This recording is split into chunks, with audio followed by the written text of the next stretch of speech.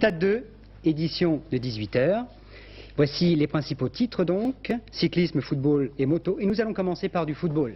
Nous allons commencer par cette 8e journée du championnat de France, donc avec un événement, Bordeaux qui gagne, c'est l'événement continuel depuis le début. Et puis Paris Saint-Germain, donc oui, les choses, oui. Eh bien d'accord. D'accord René, très bien René Père. Nous commençons par le football, comme je le disais. Donc alors l'événement, Bordeaux qui continue de gagner, Bernard. Mais il y a aussi un autre événement, c'est 21 buts hier soir quand même. C'est pas mal du tout ça. Oui, 21 buts, ça fait même 38 pour toute la journée, puisqu'on a joué sur 2 journées, comme d'habitude. C'est une mauvaise habitude, mais enfin, vendredi et samedi, 38 buts marqués, c'est vraiment très bien. Ça fait presque 4 buts par match. Et puis donc Bordeaux qui continue, qui a battu Marseille. Résultat, c'est logique, mais enfin, 8 matchs de Bordeaux, comme toutes les autres équipes. 7 victoires, 1 match nul. Une équipe de Bordeaux qui tourne bien rond. Sauf malheureusement en Coupe d'Europe où l'équipe bordelaise a eu quelques problèmes avec Bilbao, mais enfin elle a quand même gagné 3-2. Le match du jour, c'était le match entre Nantes et Auxerre pour le Dauphin de Bordeaux, un match très musclé, on verra des images, parce que finalement nous avons été voir ce match Nantes-Auxerre parce que c'était le plus important et aussi parce que on nous recevait, ce qui n'est pas le cas de Bordeaux puisque M. Bez ferme ses portes aux caméras d'Antenne 2, espérons qu'il reviendra à de meilleurs sentiments et qu'il suivra le chemin de ses petits camarades présidents de club qui, eux, n'hésitent pas à ouvrir les portes aux caméras d'Antenne 2. Alors on commence tout de suite par Nantes-Auxerre. C'était le match de la journée, joué au stade de la Beaujoire devant 30 000 personnes. 30 000 personnes enthousiastes, car nous avons assisté à une excellente rencontre dominée par les Canaries, qui d'entrée avec Bibard ici, qui était l'excellent gardien de but d'Auxerre, Batz. Les joueurs d'Auxerre procédaient par contre-attaque, mais le ballon était dans les pieds des Nantais. Ici, un tir d'allong-corps sur le poteau. Et on peut dire que contre le cours du jeu, ce sont les Auxerrois qui vont ouvrir la marque par Ferrer ici, sur ce corner tiré par Cuperli, avec une tête de Zarmac. Mais quelques minutes plus tard, les Nantais vont bénéficier d'un pénalty. Regardez bien cette action. À Doncor, le ballon va venir sur Ali Lodzik qui est pris par Boli. C'est le pénalty indiscutable que siffle l'excellent monsieur De Zayas et transformé par Ali Lodzik. 1 but partout, c'est la marque à la mi-temps. Deuxième mi-temps et d'entrée de jeu, Maxime Bossis dans ses œuvres. Il retrouve ses réflexes d'arrière d'aile, déborde tout le monde, adresse un excellent centre et c'est le malheureux Boli qui marque contre son camp 2-1 pour Nantes qui méritait bien cet avantage. Les Nantais continueront d'attaquer mais se heurteront avec cet excellent Batz, d'autant que les Auxerrois finiront le match à 10, Boli et Zarmac ayant été blessés. Ali Lodzik tirera sur le poteau en fin de match, 2-1, donc victoire de Nantes.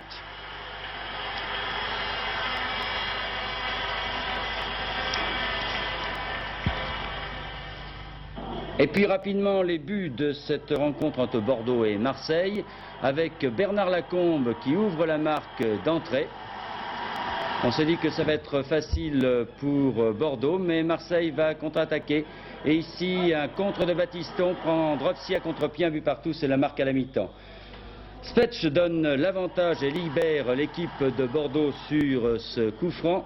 Et puis, dès lors, les Bordelais s'envolent et c'est Muller qui va marquer le 3e but pour Bordeaux. Le 4e étant l'œuvre du jeune Audrin qui, en fin de match, a remplacé Lacombe, qui prend la défense marseillaise de vitesse. C'est lourd pour Marseille et victoire de Bordeaux, donc 4-1. Bon, on les a eu quand même, les buts de Bordeaux. Oui, on les a eu par des moyens détournés, dirons-nous. Vous vous êtes bien débrouillé, Bernard. Un des faits marquants de cette 8e journée du championnat de France de football, eh bien, ça a été les 7 buts marqués par le Paris Saint-Germain hier soir au Parc des Princes face à Bastia. Une résurrection du club parisien. 11 buts en 2 matchs, la Coupe d'Europe cette semaine 4 buts et puis là 7. Donc c'est bon signe, Olivier Ray, cette résurrection, d'autant que le début de saison avait été bien difficile. Et lorsque le Paris Saint-Germain doute, on se dit révolution, Paris n'est pas tout à fait un club comme les autres. Et en fait, il n'y en a pas eu. Oui, Gérard, en se retrouvant à Paris en dernière position, alors que ce club vise pratiquement une place dans les 3 premiers, puisque pour que le budget soit équilibré dans le club parisien, il faut que le club parisien soit européen 3 fois sur 5. Eh bien, au bout de 7 journées, le Paris Saint-Germain était dernier. Il y avait toujours le même président. toujours le même entraîneur, ce qui est quand même assez incroyable puisque généralement dans ce genre de club, que ce soit à Paris ou à Marseille, la valse des entraîneurs et même des présidents quelquefois se succède très vite. Et puis là, il n'y a pas eu de révolution et finalement ce calme et cette sérénité au niveau des dirigeants payent, puisque hier soir les joueurs parisiens se sont réveillés, ils ont véritablement fait exploser Bastia 7-1 et puis à l'intérieur du club, je crois que comme on va le voir dans le reportage, eh bien il y a un matériel qui va finir quand même par donner de bons résultats à cette équipe parisienne. C'était réveillé également mercredi dernier quand même. Et mercredi, oui. Il y avait la Coupe d'Europe 4-0 et maintenant... Francis Borelli et Georges Perroche ont vécu de bien mauvais moments sur le banc de touche depuis l'ouverture de la saison. Une saison qui a commencé, rappelez-vous, par un cauchemar, avec une défaite inattendue au Parc contre Nancy 4-2, alors qu'à la mi-temps, les Parisiens menaient à la marque 2-1. Un résultat inacceptable pour une équipe aussi ambitieuse. C'est vrai qu'on tombe de haut et qu'on enregistre une grande désillusion, un désappointement total. Nous n'avons pas fait l'équipe que nous avons fait pour être 20e et dernier du classement. Alors c'est vrai qu'on est très déçus. Après la défaite surprise contre Nancy, la situation du Paris SG est allée en se dégradant. Battu 3-1 à Lille après une rencontre plus que décevante, les Parisiens ont accumulé les faux pas, comme ce résultat nul concédé contre Brest. Des mauvais résultats qui ont bien sûr semé le trouble dans les esprits des joueurs parisiens. Il y a effectivement un problème de confiance et puis je crois aussi que chacun veut tellement donner trop vite que ça perturbe le jeu collectif et je crois que c'est surtout dans ce domaine-là qu'il nous faut travailler. Avec l'arrivée de 8 nouveaux joueurs, plus une cascade de blessés, le jeu collectif de l'équipe parisienne s'est détérioré, au point qu'aujourd'hui, un joueur comme Lantier se retrouve sur la touche. Il est vrai qu'on ne joue pas de la même façon à Paris qu'à Auxerre.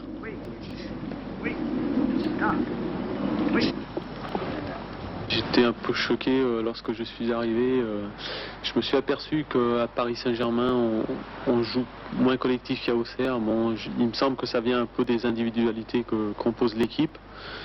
Jusqu'à Paris, tout le monde sait qu'il y a beaucoup d'internationaux, il y a des joueurs qui ont beaucoup de personnalité et je crois que ça vient peut-être de là. Pour le Paris Saint-Germain, le 18, Gérard Lantier remplace 10, Safet Suzic. Contre Marseille, Suzic a quitté le terrain en critiquant ouvertement la décision de son entraîneur de le remplacer par Lantier. Suzic, l'une des fortes personnalités du Paris Saint-Germain, n'a pas été sanctionné, car Georges Perroche n'a pas voulu dramatiser l'incident. Il est certain qu'il y a des gestes que l'on ne peut pas accepter, mais moi personnellement, j'ai jamais tenu grief à Safet Suzic d'avoir fait ça, parce que je sais que c'est un garçon de tempérament, je sais qu'il souffre actuellement de ne pas donner ce qu'il pense devoir donner. Il n'y a absolument aucune affaire Suzic, je le répète.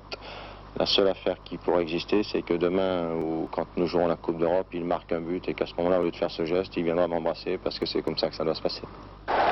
C'est en effet ce qui s'est passé mercredi lors du match de Coupe d'Europe contre les Écossais de Hart. Après ce superbe coup franc, Suzic a marqué un deuxième but. Il est redevenu également le meneur de jeu de l'équipe parisienne, le joueur capable d'enthousiasmer à lui seul le Parc. Résultat, le Paris Saint-Germain a battu Hart 4-0, une victoire réconfortante pour le moral de l'équipe. Une victoire, ça fait toujours du bien, mais ce n'est que la Coupe d'Europe. On a dit qu'il n'y avait pas de jeu collectif au Paris Saint-Germain. C'est vrai? C'est votre avis? Ça fait 8 ans que je suis là, ça fait 8 ans que j'entends la même rengaine. Je crois qu'il faudrait peut-être un petit peu changer de registre et essayer de trouver autre chose. Je crois que c'est un petit peu facile de dire il n'y a pas de jeu collectif, il n'y a pas ci, il n'y a pas ça. Je crois que le football c'est un tout. Quand on marque des buts, c'est un jeu collectif. Et quand on essaye d'empêcher les autres de marquer, c'est collectif aussi. Je crois que c'est un tout. Malgré ce mauvais début de championnat, les dirigeants parisiens ont pu constater que le public est resté fidèle. Un point positif, surtout cette année, avec l'arrivée du Racing en première division. Compte tenu d'un démarrage tout à fait mauvais que nous avons pris, bravo le Racing, à nous maintenant de nous rattraper, mais il ne faut pas le mettre sous le sceau je répète et j'insiste, de la concurrence, plutôt celle d'une légitime raison de vouloir jouer le mieux possible et d'être toujours et encore mieux placé que quiconque. Hier soir, les joueurs parisiens ont fait plaisir à leur président en réussissant un véritable carton 7-1 contre Bastia. Un festival, une explosion qui a bien sûr réconforté Georges Perroche. Je crois qu'on a tout démontré ce soir et c'est très très encourageant pour la suite. C'est fini, le Paris Saint-Germain a déménagé, il n'habite plus au 20. Voilà enfin la bonne nouvelle qu'attendaient tous les supporters parisiens.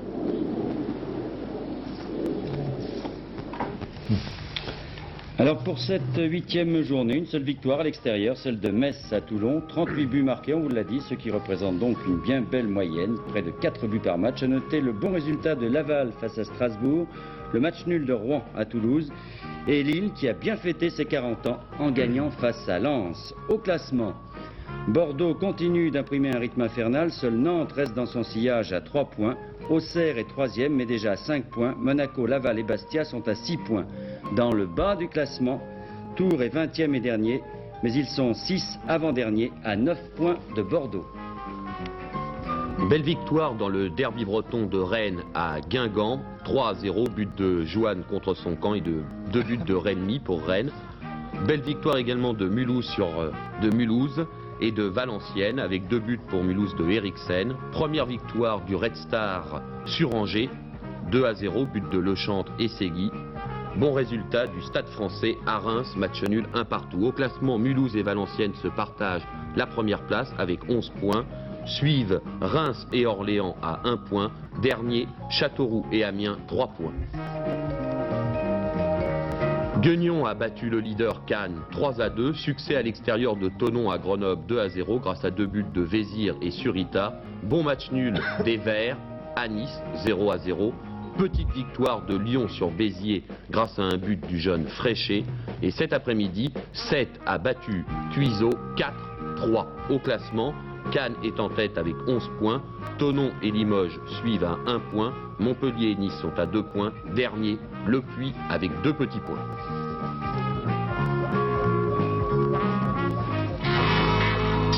Voilà.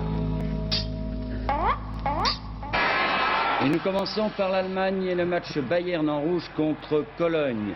Une équipe du Bayern invaincue dans ce championnat d'Allemagne qui se promène mais qui a mis quand même une mi-temps pour trouver ses marques et pour trouver surtout un autre Rummenigge, le frère, qui marque ici à la 75e minute. Schumacher n'est pas content. Il va l'être encore moins un quart d'heure plus tard. Un long dégagement de Mann et regardez bien. Ballon repris par Wolfhard. Il s'engage. On ne l'attaque pas, alors il continue. Et il y va tout seul. Et 2-0 pour le Bayern face à Cologne. Bayern en tête avec 12 points. Match Karlsruhe contre Hambourg. Et alors que Hambourg dominait, c'est Karlsruhe qui va marquer le premier but par Keim dès la 12e minute de jeu. Superbe coup de tête de Keim et 1-0. Alors l'équipe de Hambourg va se ruer à l'attaque, mais elle va trouver en face de lui le gardien Four. On montre peu d'arrêt dans ses buts étrangers des gardiens. Et là, le gardien de but de Karlsruhe va faire des miracles pendant près d'1 heure. Il arrête tout. On désespère du côté de Hambourg. Et finalement, une interception de Jacobs. La balle va parvenir en fin de parcours à Maggi, qui va égaliser à la 72e minute de jeu, 1 partout entre Karlsruhe et Hambourg. Voici en Angleterre maintenant pour le match du jour entre Manchester United en rouge contre Liverpool en jaune. Manchester United qui a recruté Strachan, l'Écossais d'Aberdeen, et qui va faire des siennes. Un petit débordement, un tacle, un penalty, sifflé par l'arbitre dès la 23e minute de jeu. Et c'est le petit rouquin Strachan qui va se faire justice lui-même. Groblard ne fera pas son cinéma de la finale de la Coupe d'Europe. Et Strachan marque. Liverpool va se ruer à l'attaque, mais l'équipe de Manchester tient bien le match. Mais Groblard va montrer qu'il est en bonne forme en ce début de saison. La preuve. Et finalement, il faudra attendre la 73e minute de jeu pour voir Liverpool égaliser à la suite de cette attaque par son avant-centre Walsh. Un but partout entre Manchester United et Liverpool dans un championnat dominé par Tottenham, Arsenal et Nottingham Forest. Merci Bernard.